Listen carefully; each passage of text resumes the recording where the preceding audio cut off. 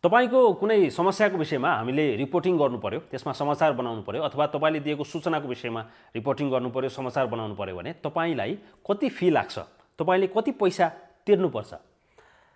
त्यो समाचार बनाउनको लागि तपाईले दिएको सूचना अथवा समस्याको विषयमा समाचार बनाउनको लागि हामी फिल्डमै जानुपर्ने अवस्था भयो र फिल्डमा हुने खर्च, पेट्रोल खर्च, खाने बस्ने यो खाजा खानाको खर्च बापत तपाईले कति पैसा तिर्नुपर्छ, तपाईलाई कति खर्च लाग्छ?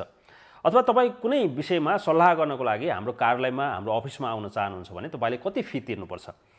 हामीलाई बारम्बार सोधिने प्रश्नहरूमध्ये यी प्रश्नहरू पनि प्रमुख रूपमा पर्छन्। यिनै प्रश्नहरूको सार्वजनिक रूपमा जवाफ दिनको लागि म अहिले यहाँनिर आएको छु। नमस्कार, म अपिल त्रिपाठी। तपाईको कुनै पनि समस्या अथवा तपाईले दिएको कुनै सूचनाको विषयमा समाचार बनाउनको लागि अथवा रिपोर्टिङ गर्नको लागि तपाईलाई एक पैसा पनि लाग्दैन, तपाईले कुनै पनि शुल्क तिर्नु पर्दैन, निशुल्क हुन्छ। त्यो समाचार बनाउनको लागि हामी फिल्डमा जानु पर्यो, रिपोर्टिङको लागि हामी फिल्डमा जानु पर्यो भने पनि त्यो फिल्डमा हुने सम्पूर्ण खर्च हाम्रो अफिसले नै गर्छ, तपाईले त्यस बापत कुनै पनि खर्च गर्नु पर्दैन। हाम्रो कार्यालयमा आउनुभयो कुनै सल्लाह गर्नको लागि भने पनि त्यस बापत तपाईले कुनै फी तिर्नु पर्दैन, निशुल्क हुन्छ। तपाईलाई यदि कसैले गण्डकी छड्केमा म यो विषयमा तिम्रो विषयमा समाचार बनाउने भनिदिन्छु, यति पैसा लाग्छ भनेर भनिरहेको छ भने उसले तपाईलाई ठगिरहेको छ हाम्रो नामको दुरुपयोग गरेर। यस विषयमा तपाईले तत्कालै हामीलाई सम्पर्क गर्नुहोला, खबर गर्नुहोला। तर भेट्न आउनको लागि तपाईले हामीलाई समय लिएर चाहिँ आउनुपर्छ। 98 560 11 452 मा फोन गरेर। यदि कसैले समाचार बनाउने नाममा अथवा समाचार नबनाउने नाममा गण्डकी छड्केलाई भनिदिन्छु, मिलाइदिन्छु भनेर रकमको माग गरिरहेको छ भने त्यस विषयमा तुरुन्त हामीलाई सम्पर्क गर्नुहोला, जानकारी गराउनुहोला, अथवा नजिकको प्रहरी कार्यालयमा पनि तपाईले जानकारी गराउनुहोला। अब केही महानुभावहरूले फेरि भन्नुहुन्छ कि म स्वेच्छाले दिन्छु, तपाईले नमागे पनि दिन्छु, म खुसी भएर दिन्छु, मेरो इच्छा लागेर दिन्छु भन्ने पनि हुनुहुन्छ केही महानुभावहरू। त्यसरी पनि आउनुहुन्छ। तपाईलाई इच्छा लागेर स्वेच्छाले खुसी भएर हामीले नभने पनि तपाईले दिनुभयो भने पनि हामी त्यो रकम लिँदैनौँ। रकम मात्र होइन, कुनै उपहार अथवा दान पनि हामी लिँदैनौँ, ग्रहण गर्न सक्दैनौँ। अब उपहारको नाममा तपाईले एउटा सानो पेन लिएर आउनुभयो, एउटा कुनै कपी लिएर आउनुभयो, दुईटा चकलेट लिएर आउनुभयो भने त्यसलाई कहिलेकाहीँ तपाईको मन राख्नको लागि, त्यो हार्दिकताको, तपाईको हार्दिकताको सम्मान गर्नको लागि त्यसलाई हामी लिउँला, राखौँला, त्यो अलग कुरा भयो। तर कुनै पनि मूल्यवान, कुनै पनि मूल्य पर्ने उपहार, दान हामी लिँदैनौँ, रकम लिँदैनौँ।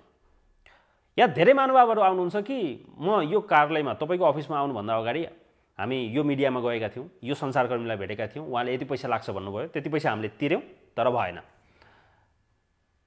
फेरि केही महानुभावहरू आउनुहुन्छ, हामीले यो अभियन्तालाई भेटेका थियौँ, अभियन्तालाई भेटेका थियौँ, उहाँले चाहिँ यति पैसा लाग्छ भन्नुभयो, त्यति पैसा पठायौँ, तर भएन। तपाईले सुरुमै भनिदिनुहोस् तपाईको फी कति हो, हामी त्यही अनुसार व्यवस्थापन गर्नुपर्ने हुन्छ। तपाईले सुरुमै भनिदिनुहोस् भनेर कतिपय महानुभावहरूले आफ्नो कुरा राख्नुभन्दा अगाडि नै फी सुन्नुहुन्छ। म प्रष्ट रूपमा, सार्वजनिक रूपमा भनिरहेको छु, गण्डकी छड्केमा समाचारको विषयमा कुनै पनि शुल्क लाग्दैन। मिडियामा, सञ्चार माध्यममा पैसा लाग्ने भनेको विज्ञापनको मात्रै हो। समाचारको विषयमा शुल्क लिनु, पैसा लिनु, रकम लिनु भन्ने कुरा आधारभूत रूपमै गलत कुरा हो। समाचारको कुनै पनि पक्षसँग, चाहे त्यो पीडित पक्ष होस्, चाहे पीडक पक्ष होस्, अथवा त्योसँग सरोकार राख्ने अरू कुनै पनि पक्ष हुन्, रकम लिने भन्ने कुरा आधारभूत रूपमै गलत कुरा हो। जब कसैसँग समाचार बनाउने नाममा अथवा नबनाउने नाममा रकम लिइन्छ भने त्यहाँ केही न केही गलत भइरहेको छ। समाचारको नाममा रकम लिइन्छ भने त्यहाँ त्यो समाचार बन्दाखेरि त्यो समाचार सन्तुलित बन्दैन। बरु जोसँग रकम लिएको हो उसको गुणगान हुन्छ, उसको भजन कीर्तन हुन्छ, उसको विज्ञापन हुन्छ, अथवा उसको पक्षमा वकालत हुन्छ, त्यहाँ समाचार हुँदैन। गण्डकी छड्केमा कुनै पनि समाचार बनाउनको लागि कुनै पनि रकम तिर्नु पर्दैन। फिल्डमा जानुपर्ने अवस्था भयो भने पनि तपाईलाई कुनै पनि खर्च लाग्दैन। अफिसमा सल्लाह गर्न आउनको लागि पनि तपाईलाई कुनै फी लाग्दैन, तर समय लिएर फोन गरेर चाहिँ आउनुपर्छ।